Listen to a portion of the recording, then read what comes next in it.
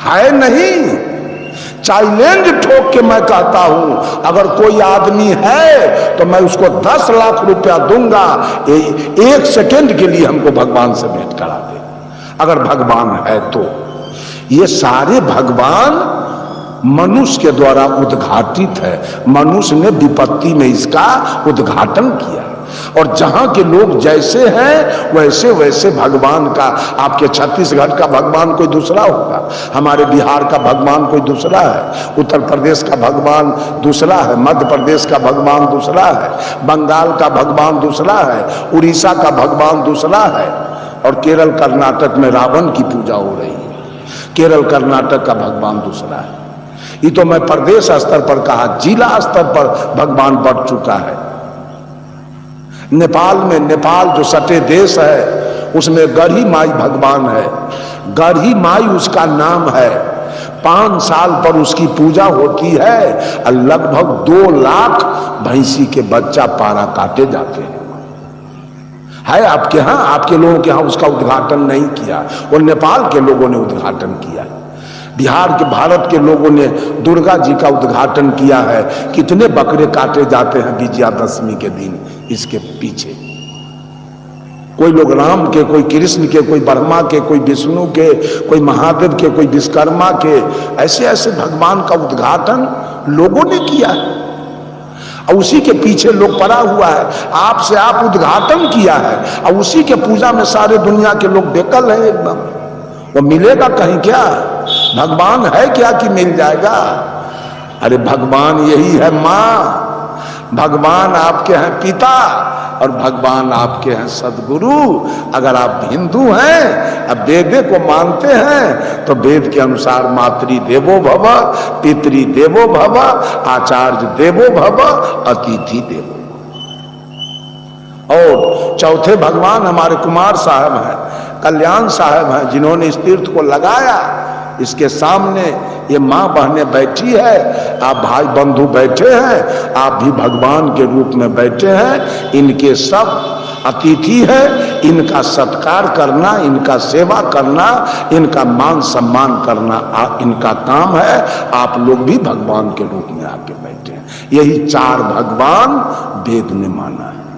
मातृ देवो भव, पितृ देवो भव, आचार्य देवो भव, अतिथि देवो। इसलिए मैंने कहा श्रद्धावादी होना कोई बुरी बात नहीं है। सब लोग श्रद्धावादी बने और अपने अपने माँ पिता गुरु और अतिथि का सत्कार करे। उसका भौतिक जीवन सुखमय और आध्यात्मिक जीवन अविचल शांतिमय बनेगा। लेकिन आज भूलवश मनुष्य अंधश्रद्धावादी बनकर आज पानी की पूजा कर रहा है। पानी में माता बहनें जाके स्नान करती है, गंगा जमुना कमला जमंगला कृष्णा कावेरी गोदावरी ताप्ती नर्मदा, नदी में जाके नहाती है, तो नदी के पानी को भगवान मानती। यहां नहाएंगे तो पुण्य हो जाएगा। ये बताइए, पाप मन में है कि तन पर? कहां रहता है पाप? पाप मन में होता है कि तन में? तो तन धोने से मन धोआ गया। आप तो पानी से तन धो के आते हैं घर पर, अब मांस भात खा लेते हैं। महिलाएं पति को गाली दे देती है, सास ससुर को गाली दे देती है, मन धोआ गया। पानी से मन धोआ गया। पानी भगवान होगा, पानी भगवान होगा। पानी जड़ है और आप चेतन हैं। यह जीव बोलने वाला चेतन है और पानी जड़ है। पानी कभी हमारा मालिक नहीं हो सकता। जड़ में गुण होता है और चेतन में ज्ञान होता है। यह शरीर मेरा जड़ है, न ये अपने को जान रहा है और न दूसरे को जान रहा है। लेकिन ये बोलने वाला अपने को भी जान रहा है और दूसरे को भी जान रहा है। ये 2 सत्ता का मिलन हमारा जीवन है, प्रकृति और पुरुष, जड़ और चेतन। प्रकृति ये शरीर है और पुरुष ही बोलने वाला है। पूरे ब्रह्मांड के अंदर आप कहीं से खोज के आ जाइए, ये 2 सत्ता के सिवा तीसरा सत्ता कहीं कुछ मिलने वाला बस सत्ता दो है, प्रकृति और पुरुष। यही प्रकृति पुरुष का मिलन जब मां के गर्भ में होता है तो ये जीव पुरुष जाके प्रकृति को धारण करता है। ये साधक बोलने वाला जीव मां के गर्भ में जाकर और शरीर साधन को ग्रहण करके अतः बाहर निकल के आता है। अब फिर 1 + 1 = 2 and 2 - 1 = 1।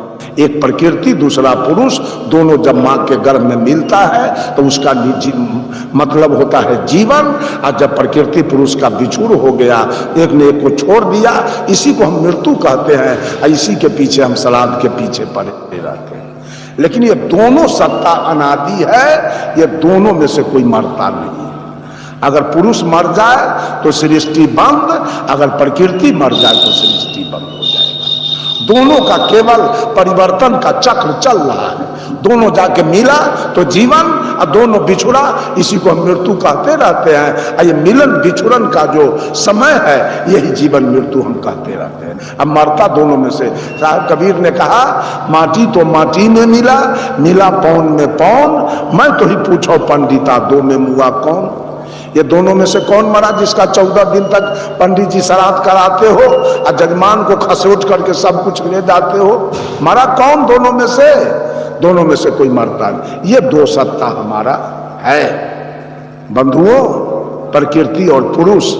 तो मैं कहा पानी जड़ है, पानी में ज्ञान नहीं है, पानी में ध्यान नहीं है, पानी में बुद्धि और विवेक नहीं है, पानी में दया और क्षमा नहीं है कि पानी आप पर दया कर देगा कभी। पानी में गुण है, जड़ में गुण होता है और चेतन में ज्ञान होता है। पानी में गुण है, प्यास लगी है पी लीजिए, प्यास मिट गया। गर्मी लग रही है, स्नान कर लीजिए, देह शीतल हो गया। कपड़ा गंदा है, धो दीजिए, कपड़ा साफ हो गया। फसल सूख रहा है, पानी दे दीजिए, फसल हरा भरा हो गया। पानी से बिजली तैयार कीजिए, पन बिजली, हीटर, गीजर, पंखा और बल्ब जलाइए, काम लीजिए। पानी से काम लेने की चीज है, पानी गोर लागने की चीज नहीं, और पानी पूजा करने की चीज नहीं। जिस पानी का आपने पूजा किया, जिस पानी में आपने मिठाई चढ़ाया, जिस पानी में आपने रुपया पैसा चढ़ाया, जिस पानी में आपने बकरी चढ़ाया, उसी पानी में एक दिन आपका दामाद डूब के मर जाएगा। उसी पानी में जवान बेटा डूब के मर जाएगा। उसी जब पानी में आपका धान डूब के गल जाएगा। उसी पानी में खेत का रसीद और दस्तावेज खतियान डूब के गल जाएगा। उसी पानी में लाख के लाख, करोड़ के करोड़ रुपया डूब के गल जाएगा। तब आपका मिर्गी उतर जाएगा कि भगवान पानी कैसे होता है।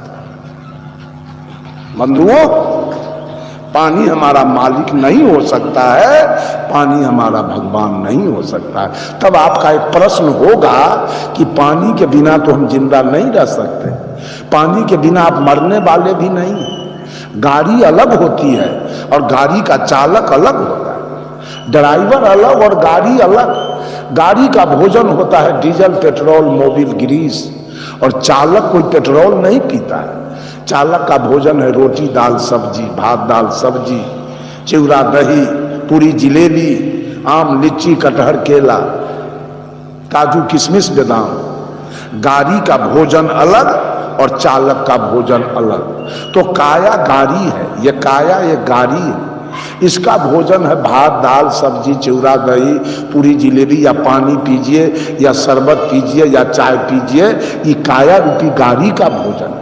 लेकिन ये आत्मा जो पुरुष बोल रहा है, इसका भोजन है ज्ञान, इसका भोजन है ध्यान, इसका भोजन है सुमिरन, इसका भोजन है भजन। अभी ड्राइवर का भोजन चल रहा है, काया गाड़ी का भोजन उधर बन रहा है। कबीर पंथ ऐसा पंथ है जो दोनों को भोजन देता है, गाड़ी को भी और चालक को भी, दोनों को भोजन देता है। अभी चालक का भोजन चल रहा है। आप ये चालक सांप के काटने से मरने वाला नहीं है, ये चालक फांसी पर चढ़ के मरने वाला नहीं है, ये चालक आग लगा के मरने वाला नहीं है, ये चालक रेल में कट के मरने वाला नहीं है। तो चालक पानी बिना कैसे मर जाएगा? कभी भी चालक यह आत्मा पानी के बिना मरने वाला नहीं है। इसलिए बाबू, पानी हमारा मालिक नहीं और पानी का पूजा करने से हमारा कल्याण नहीं। पानी के पूजा करने से आपको शोक हो जाएगा और शोक में आपकी मृत्यु हो जाएगी और मृत्यु में आप नरकगामी बन जाएंगे। क्यों? जिस बेटा को आपने लाड़ प्यार से पाला, एक ही बेटा पढ़ा लिखा के नौकरी भी लगा दी, वो बेटा एक गाली अपने माए बाप को दे दे तो क्या माए बाप जिंदा रहेगा? मर जाएगा, उसको वियोग हो जाएगा। जिस बेटा को मैंने इतने आदर के साथ, इतने सम्मान के साथ पाला, वो बेटा मुझे आज गाली दिया तो अब मैं जिंदा रह के क्या करूं? माता पिता दोनों मर जाएंगे बेटा के चाल से। ठीक उसी प्रकार से जिस पानी का आपने पूजा किया और उसमें ज्ञान है नहीं, वो आपके दामाद को मार दिया, वो आपके बेटा को मार दिया, वो आपके पोता को मार दिया, आप जिंदा रहेंगे? आपको सोई दुनिया दुख भोगने वाला धंधा उठा लिया है। प्रकृति के पूजा करने वाले जीवन भर दुख उठाएंगे, सुख कभी जीवन में आएगा। क्योंकि प्रकृति बार बार आके दुख देगी और आप चिंतित हो जाएंगे कि जिसका मैंने पूजा किया और मेरे बेटा को मार दिया डुबा के, वो मेरे दामाद को मार दिया, वो मेरे पोता को मार दिया, वो 10 बीघा धान डुबा दिया, वो 1 लाख रुपया डुबा के गला दिया, तो मैं अब जिंदा रह के क्या करूंगी? प्रकृति के पूजा करने वाले अगर सुख चाहते हो तो आज प्रकृति का पूजा बंद कर दीजिए, तो आपके जीवन में सुख आ जाएगा। और नहीं तो जीवन भर दुख भोगते रहिए। हमारे बिहार में छठ व्रत होता है, मैं यहाँ भी है ना बिहार वाले छठ तालाब है। हाँ, छठ करती है महिला सब, वो घाट पर जाती है नदी में, तालाब में। हर साल जब घाट पूजा होता है तो 200-400 बच्चे जाके डूब के मर जाते हैं। घाट बनाए, पसीना आया, मिट्टी लग गया शरीर में, कूद गए तालाब में, उसी में जाके डूब करके मर, हर साल के साल मर जाते हैं। तो पानी हमारा भगवान नहीं है। पानी के पूजा करने वाले सुख कभी नहीं मिलेगा, दुख मिलेगा। दूसरी पूजा हम आग की कर रहे हैं। आग में इतना महंगा घी, अरबा चावल, जौ, तिल, नारियल, जटामसी, गुगुल, ये सब जलाते हैं। आग भगवान है? आग मालिक है? आग हमारा देवता है? तो एक आग लेके अपने घर पर रख लीजिए, आग का चिंगारी लेके अपने ट्रंक में रख लीजिए। आग तो देवता है, मिजाज ठीक कर देगा आपका। एक आग का चिंगारी लेके अपने दोनों जेबी में रख लीजिए, सब कुछ आपका हरियर कर देगा, सही कर देगा वो देवता। आग कभी हमारा मालिक नहीं हो सकता, आग कभी हमारा देवता नहीं हो सकता है। आग जड़ है, आग में ज्ञान नहीं है, ध्यान नहीं है, बुद्धि और विवेक नहीं है, दया और क्षमा नहीं है, क्या आग हम पर दया कर देगा? बंधुओं, आग में गुण है। अभी जाड़ा का समय है, बिहार में चलिए, उत्तर प्रदेश में चलिए, तो हर दरवाजे पर आग फूका हुआ आपको मिलेगा और 10 आदमी बैठे मिलेंगे। आग को ऐसे ताप लिया, शरीर में गर्मी आ गई, अपना काम करने के लिए चले गए। आग से भोजन बना के खाइए, भूख मिट जाएगी। आग से कपड़ा पर आए, लोहा दे दीजिए, प्रेस कर लीजिए, कपड़ा बढ़िया हो जाएगा। आग से चिमनी भट्ठा चला के ईंटा पका लीजिए, आग से खपड़ा पका लीजिए, आग से थर्मल पावर बिजली तैयार कर लीजिए। आग से काम लीजिए। आग में गुण है, लेकिन आग में ज्ञान नहीं है कि आपको आग बचा लेगा। जिस आग का आपने पूजा किया है, उसी आग में दामाद जल के मरेगा, बेटा जल के मरेगा।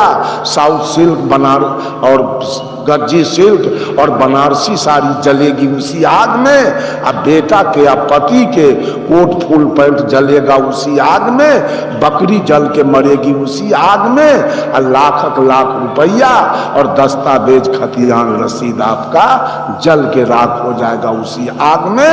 तब आपको भगवान से भेंट होगा कि अग्नि भगवान कैसा होता है। उस समय कहिएगा कि बहुत घी पिलाए आपको, बहुत अरबा चावल जौ तिल खिलाए, अब क्षमा कर दीजिए। ई चंडाल बिना दमकल के नहीं मानेगा। जला करके गांव अगर जेठ महीना के पछिया हवा में एक चिंगारी उड़, गांव के गांव रफा दफा करके छोड़। उस पूजा चल रही है। अज्ञानी लोग अग्नि की पूजा करते हैं जड़ के, कभी पानी की पूजा करते हैं। ये अंधश्रद्धावादी है, श्रद्धावादी नहीं है। श्रद्धावादी होते तो मां की पूजा करते। ये अंधश्रद्धावादी है जो कभी पानी की पूजा करते हैं और कभी अग्नि की पूजा करते हैं, कभी आसमान की पूजा करते हैं। आसमान के तरफ ताकते हैं। कोई पूछता है भगवान कहाँ है, तो ऊपर। हमारे पूज्य गुरुदेव आचार्य श्री धर्म स्वरूप साहब पूर्णिया टाउन में, जहां इनका मठ है, उसी बगल में पूर्णिया टाउन में त्रिदिवसीय, जैसे यहां त्रिदिवसीय कार्यक्रम हुआ वैसे त्रिदिवसीय सत्संग कार्यक्रम चल रहा था, बिल्कुल 1-2 किलोमीटर के दूरी पर मठ से। तो गुरुदेव शाम के सत्र में चले आते थे अपने मठ पर गाड़ी से, और के सत्र में स्नान ध्यान जलपान करके और फिर मंच पर चले जाते थे। सवेर में गुरुदेव जा रहे थे मंच पर, और उधर से एक दरोगा जी मोटरसाइकिल से आ रहे थे। गाड़ी में देखा गुरुदेव का नाम आचार्य धर्म स्वरूप साहेब जीवन ज्योति केंद्र पूर्णिया। उसने देखा और इशारा किया गाड़ी रोकने के लिए। गुरुदेव जी ने ड्राइवर को कहा गाड़ी रोक दो। ड्राइवर गाड़ी रोक दिया। साहब जी गाड़ी का दरवाजा खोले और दरोगा जी आए और गुरु जी को पैर छू के प्रणाम किया और कहा गुरु जी, सुनने में आया कि आचार्य परवर का प्रवचन 3 दिन से पूर्णिया के इर्द गिर्द में हो रहा है। विचार किया कि जाऊं जरा गुरुदेव के विचार को सुनूं, लेकिन मैं पहुंच नहीं पाया। तो गुरुदेव ने कहा क्यों नहीं आए? तो दरोगा जी ने कहा ऊपरका के कृपा। ऊपरका का कृपा नहीं हुआ तो सत्संग में नहीं गए। तो गुरुदेव जी ने कहा कि दरोगा जी ऊपर में कोई रहता है क्या? तो दरोगा जी ने कहा आप लोग ऊपरका को नहीं मानते हैं? तो गुरुदेव जी ने कहा नहीं, मैं निचलका को मानता हूं, ऊपरका को मैं नहीं मानता हूं। तो दरोगा जी ने कहा इसका मतलब आप लोग सच्चे साधु नहीं हैं। और रामायण का एक चौपाई झट से बोल दिया, जब दरबहु दीन दयाल राघव साधु संगति पाइए। जब ऊपर वाले की कृपा होती है तब मनुष्य को साधु की संगति मिलती है। इतने में गुरुदेव का ध्यान, गुरुदेव जी की दृष्टि दरोगा जी के होठ पर गया और होठ में वो तंबाकू रखे थे। गुरु जी ने कहा दरोगा जी, होठ में तंबाकू है, वो ऊपर वाले की कृपा से है कि नीचे वाले की कृपा से? कहा ना, ये तो नीचे वाले की कृपा से। कहा दरोगा जी मांस खाते हो? कहा सो तो हम दारू भी पीते हैं। तो मांस खाते हो ऊपरका के कृपा से कि निचला के कृपा से? तो ना, निचले के कृपा से। दारू पीते हो ऊपरका के कृपा से कि निचला के कृपा से? तो नहीं, ये भी निचलके के कृपा से। अच्छा, कोई कपार फोड़वा के, मार खा के, हाथ गोड़ तोड़वा के, कपड़ा फड़वा के आपके थाना पर जाता है FIR दर्ज कराने, और माल पत्ती घूस लेते हो ऊपरका के कृपा से कि निचला के कृपा से?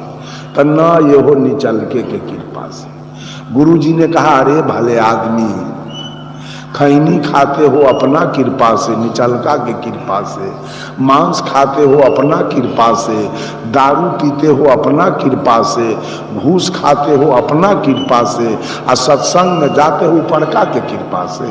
हट रोड पर से। रोड पर से हटा दिया और गाड़ी निकल गई। सारे पाप कर्म मनुष्य अपना कृपा से कर रहा है, कुछ काम के लिए ऊपर वाले को रखा है। ऊपर में भगवान है क्या? क्या है भगवान ऊपर में? सूर्य है कि चंद्रमा? कौन है भगवान? तारा है? कौन है ऊपर में? साहब कबीर एक महिला से पूछे, कहो रे सखी एक बात कहूं, कहां खसम ठहरायो जी। सखी तेरा दुल्हा कहां रहता है? खसम माने दुल्हा, और दुल्हा मीन्स पिया परमात्मा। सखी तेरा दुल्हा कहां रहता है? सखी तेरा मालिक कहां रहता है? तो सखी कहती है आकाश में ऊपर। तो साहेब कबीर कहते हैं दुल्हा आकाश, और दुल्हन कहां है? दुल्हा तो आकाश में है ऊपर, और दुल्हन कहां है? दुल्हा आकाश पताल में दुल्हन, कैसे कछो हम मिटायो जी। ये दुल्हा दुल्हन में मेल कब होगा? मुलाकात। ये दुल्हा दुल्हन के दूरी देखिए, दुल्हा है आकाश में और दुल्हन है धरती पर। मेल कब होगा? दोनों में प्रेम मोहब्बत कब होगा? आज मनुष्य ऊपर ताक रहा है कि ऊपर में हमारा परमात्मा बैठा हुआ है। ऊपर में कुछ नहीं है, ऊपर में पोल आकाश है। अगर परमात्मा ऊपर में होता तो कभी अति दृष्टि नहीं करता कि लोग डूब के मर जाए। परमात्मा ऊपर में होता तो अनावृष्टि नहीं करता कि फसल जल के राख हो जाए। परमात्मा ऊपर में बैठा होता तो पत्थर नहीं गिराता, बिजली नहीं गिराता, ठनका नहीं गिराता कि बहुत सारे लोग मर जाते। परमात्मा ऊपर में होता तो जेठ की दोपहरी नहीं देता तो कितने लोग लू लग के मर जाते, और पूस में शीतलहरी नहीं देता तो कितने लोग ठंडा से मर जाते। ऊपर में कोई परमात्मा नहीं है। ऊपर की छत्र छाया में, आकाश की छत्र छाया में रहने की चीज है। आकाश भी जड़ है, उसमें गुण है लेकिन ज्ञान नहीं है। कान आकाश भी जड़ है, जड़ में गुण है, उसके छत्र छाया में रहिए। उसके छत्र छाया में पानी मिलेगा, बारिश तो आपका फसल होगा, उपजा करके खाइए। धूप होगा तो सारे चीज आपके अच्छे रहेंगे। लेकिन ऊपर में कोई भगवान नहीं बैठा है तो आपको कल्याण कर देगा। कुछ लोग धरती को भगवान मानते हैं, धरती को माता कह के पुकारते हैं। तो धरती अगर माँ है तो माँ का स्नेह, माँ की ममता, माँ का मोह बेटा पर होता है। आई धरती अगर अभी फट जाए तो बेटा कहां जाएगा? सब माँ के पेट में जाके समा जाएगा, सबकी मृत्यु हो जाएगी। बंधुओं, धरती में भी गुण है लेकिन धरती में ज्ञान नहीं है। पूजा करने से कुछ मिलेगा नहीं। धरती में गुण है, उपजा करके आम रोपिए, लीची रोपिए, कटहल रोपिए, बरहर रोपिए, धान रोपिए, मकई रोपिए, गेहूं रोपिए, आलू रोपिए, गोभी रोपिए, टमाटर रोपिए, परवल रोपिए। खेती से उपजा करके खाइए। खेत धरती में गुण है, पंडाल बनाइए, मंच बनाइए, प्रवचन कीजिए। धरती में गुण है, इस पर स्कूल कॉलेज यूनिवर्सिटी बनाइए, बाल बच्चे को पढ़ाइए। इस पर मेडिकल कॉलेज खोलिए, हॉस्पिटल खोलिए, पार्लियामेंट भवन बनाइए, असेंबली भवन बनाइए। धरती में गुण है लेकिन धरती में ज्ञान नहीं है कि आपकी रक्षा करेगा। जिस दिन धरती फट जाएगा उस दिन आपकी मृत्यु हो जाएगी, बचा नहीं पाएगी धरती। आपको बचाएगा कोई आदमी। अगर आपका बेटा कहीं डूब रहा है और कोई आदमी देख लिया तो दौड़ के जाके उसको बचाएगा, लेकिन पानी नहीं बचाएगा, पानी तो डुबा के मार देगा उसे। बंधुओं, ये अंधश्रद्धावादी लोग जड़ की पूजा करने में लगे हैं। मंदिर में जाते हैं, पत्थर रखा हुआ है, उसकी पूजा करके वापस चले आ। कबीर साहब कहते हैं, अरे दो फूलों की भेंट चढ़ाकर कहता है इंसान कि मुझको मिल जाए भगवान। कर्म न जाना धर्म न जाना, अपने मन की मर्म न जाना। आज मनुष्य को कर्म की परिभाषा क्या होती है, धर्म की परिभाषा क्या होती है, कोई पता नहीं, कोई लेना देना नहीं। केवल मंदिर जाइए और जल चढ़ाइए, अपने घर जाइए, आपका हो गया। कर्म न जाना धर्म न जाना, अपने मन की मर्म न जाना, अंतर देव को तज कर मूरख पूज रहा पाषाण, कि मुझको मिल जाए भगवान। कहते हैं दुनिया ही घर आंगन जिसका, आश्रित फिर वह होगा किसका। साहब कबीर कहते हैं अगर कोई भगवान है तो सारा दुनिया उसी का घर द्वार होगा। आज मनुष्य चंदा मांगकर भीख मांगकर भगवान का घर बना रहा है, भगवान को भोजन करा रहा है और भगवान को वस्त्र दे रहा है और कहता है भगवान मालिको है। दुनिया ही घर आंगन जिसका, आश्रित फिर वह होगा किसका। लौकिक भेंट चढ़ाकर प्रभु को लाद रहा एहसान, कि मुझको मिल जाए भगवान। मंदिर मस्जिद गिरजा रच कर, भाई ही भाई को तज कर, मजहब के दामन में छिप कर खींच रहा किरपान, कि मुझको मिल जाए भगवान। अंत में साहब कबीर कहते हैं राग द्वेष की कलुषित गठरी, मोह कपट माया की नगरी, ठुकरा करके सत्य मनुज अब बेच रहा ईमान, कि ये सत्य आत्मा यही पूरे विश्व का यही सार है। आत्मा, यही आत्मा पंडित जवाहरलाल नेहरू के काया में था तो भारत के प्रधानमंत्री थे, आत्मा निकल गया जल के राख। इंदिरा गांधी जल गई, राजीव गांधी जल गए, मोरारजी देसाई जल गए, विश्वनाथ प्रताप सिंह जल गए, जगजीवन बाबू जल गए, चौधरी चरण सिंह जल गए। यही आत्मा विश्व का मेन चीज, इसी का वकालत साहब कबीर ने कहा है। यही है तो इंजीनियर है, डॉक्टर है, प्रोफेसर है, कलेक्टर है, आईजी है, डीआईजी है, कमिश्नर है। ये आत्मा के काया से निकल गया तो आपके लिए दुनिया सब जीरो, सब समाप्त हो गया। बंधुओं, परमात्मा की सत्ता यही है, यही है परमात्मा की सत्ता। इसको जाने, इसको समझे, इस पर विचार करे, इस पर दया रखे, इसको सम्मान दे, इसको आदर दे। आपका भौतिक जीवन सुखमय और आध्यात्मिक जीवन अविचल शांतिमय हो जाएगा। इन्हीं चंद शब्दों के साथ वाणी में देता हूं विराम। सब लोगों को आज अंतिम सत्र है, सब लोगों को अगर तीनों सत्र में मुझसे कोई गलत बोला गया होगा तो आप लोग क्षमा करेंगे हमको, चूंकि हम बिहार के रहने वाले हैं।